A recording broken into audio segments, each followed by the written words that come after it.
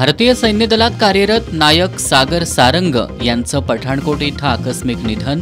पाडळी बुद्रुकच्या सारंग कुटुंबियांवर कोसळला दुःखाचा डोंगर।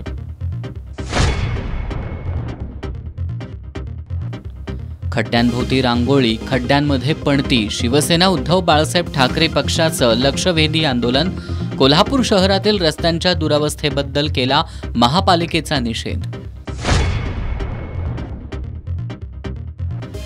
7 अश्वशक्तीवरील शेतीपंपांची वीज बिलं वाढून आल्याचा शेतकऱ्यांचा आरोप।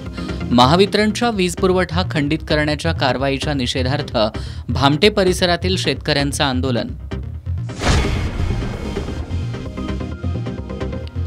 करवीर संस्थापिका महाराणी ताराराणींच्या पुतळ्याच्या स्वच्छतेकडे महापालिकेचं दुर्लक्ष।